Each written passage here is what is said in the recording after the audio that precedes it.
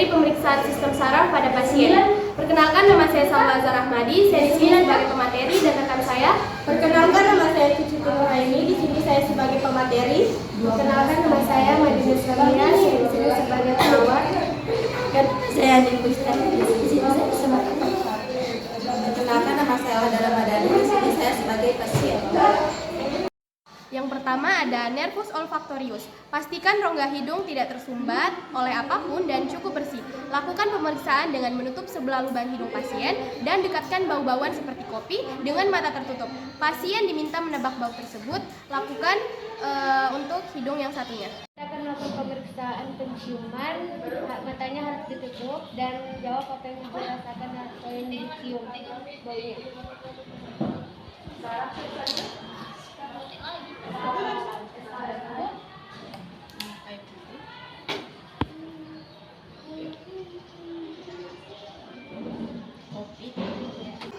Selanjutnya nervus yang kedua, optikus. Catat kelainan pada mata seperti katarak dan infeksi sebelum pemeriksaan. Periksa ketajaman dengan membaca, perhatikan jarak baca atau menggunakan Snellen card untuk jarak jauh. Pemeriksaan lapang pandang. Pasien berhadapan dengan pemeriksaan 60-100 cm. Minta untuk menutup sebelah mata dan pemeriksaan juga menutup sebelah mata dengan mata yang berlawanan dengan mata pasien. Gunakan benda yang berasal dari arah luar pasien dan pasien diminta mengucapkan ya bila pertama melihat benda tersebut. Ulangi pemeriksaan yang sama dengan mata yang sebelumnya. Ukur berapa derajat kemampuan pasien saat pertama kali melihat objek. Pemeriksaan selanjutnya, pemeriksaan optikus. Dimohon untuk menutup matanya sebelah dan menyebutkan angka yang saya tunjukkan. 1, 5, 3. Baik, mata sebelahnya lagi. 1, 4, 2. Oke. Dimohon matanya tutup sebelah dan arahkan pandangan ke depan. Bisa terlihat atau tidak? Bisa terlihat atau tidak?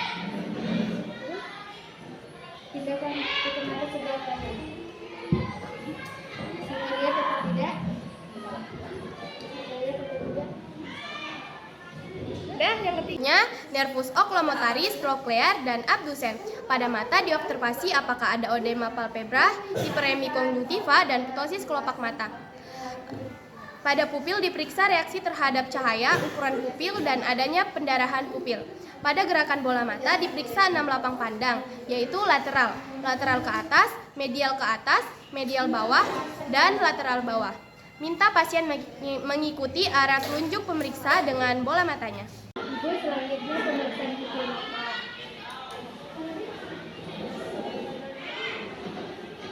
Selanjutnya adalah nervus trigeminus. Fungsi sensorik diperiksa dengan menyentuh kulit wajah, daerah maksila, mandibula, dan frontal. Dengan menggunakan kapas, minta pasien mengucapkan ya bila merasakan sentuhan. Lakukan kanan dan kiri. Dengan menggunakan sensori nyeri, menggunakan ujung jarum atau peniti di ketiga area wajah tadi dan minta membedakan benda tajam dan tumpul.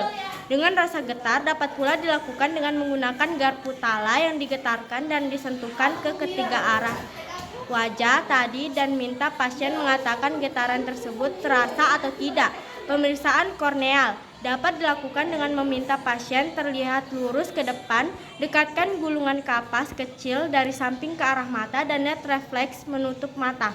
Pemeriksaan motorik dengan mengatupkan rahang dan merapatkan gigi, periksa otot mesester dan temporalis kiri dan kanan, periksa kekuatan ototnya. Minta pasien lakukan gerakan mengunyah dan lihat kesimetrisan gerakan mandibula.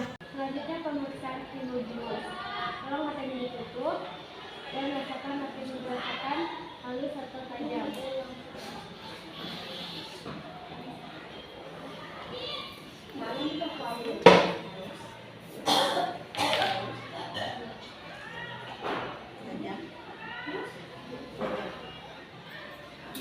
Yang ketujuh ada nervus facialis. Fungsi sensorik dengan mencelupkan lidi kapas ke air garam dan sentuhkan ke ujung lidah. Minta pasien mengidentifikasi rasa. Ulangi untuk gula dan asam. Selanjutnya ada fungsi motorik dengan meminta pasien tersenyum, bersiul, mengangkat kedua alis berbarengan, menggembungkan pipi. Lihat kesimetrisan kanan dan kiri, periksa kekuatan otot bagian atas dan bawah. Minta pasien memejamkan mata kuat-kuat dan coba untuk membukanya. Minta pula pasien untuk menggembungkan pipi dan tekan dengan kedua jari. Baik, pemeriksaan selanjutnya nervus facialis dimohon untuk menjulurkan lidahnya ke depan dan identifikasi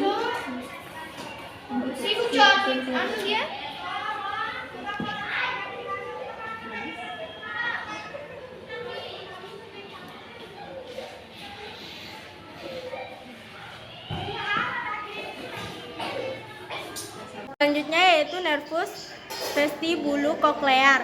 Cabang vestibulo dengan menggunakan tes pendengaran, menggunakan Weber test dan Rhine test.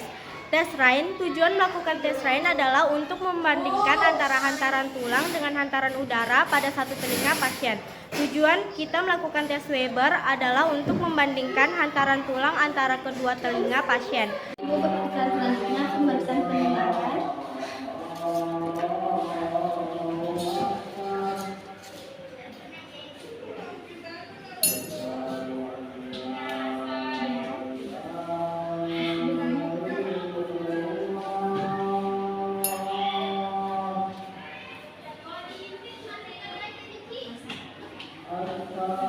Selanjutnya ada nervus glossopharyngeus dan vagus. Minta pasien mengucapkan A, lihat gerakan ovula dan palatum. Normal bila ovula terletak di tengah dan palatum sedikit terangkat. Periksa gag refleks dengan menyentuh bagian dinding belakang faring menggunakan aplikator dan observasi gerakan faring. Periksa aktivitas motorik faring dengan meminta pasien menelan air sedikit. Observasi gerakan menelan dan kesulitan menelan. Periksa getaran pita suara saat pasien berbicara. Pemeriksaan selanjutnya glossopharyngeus dimohon membuka mulutnya dan menyatakan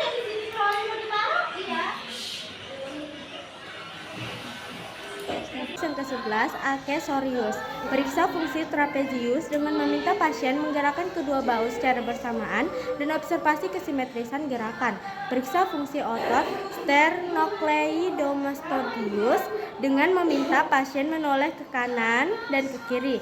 Meminta pasien mendekatkan telinga ke bahu kanan dan kiri, bergantian tanpa mengangkat bahu, lalu observasi rentang pergerakan sendi. Periksa kekuatan otot trapezius dengan menahan kedua bahu pasien dengan kedua telapak tangan dan minta pasien mendorong telapak dengan pemeriksaan sekuat-kuatnya ke atas. Perhatikan kekuatan daya dorong. Periksa kekuatan otot sternocleidomastoideus dengan meminta pasien untuk menoleh ke satu sisi melawan tahanan telapak tangan. Pemeriksa perhatikan kekuatan daya dorong. pemeriksaan selanjutnya nervus accessorius dimohon ibu menoleh ke kanan.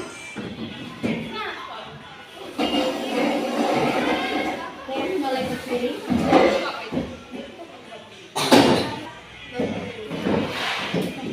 Hipoglossus, periksa pergerakan lidah, menggerakkan lidah ke kiri dan ke kanan, observasi kesimetrisan gerakan lidah.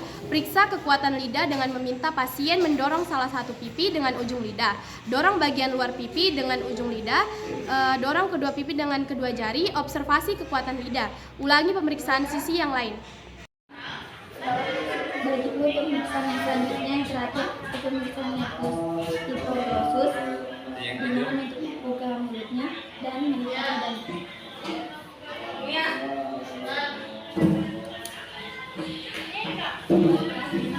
kedua dimohon untuk mengeluarkan lidahnya.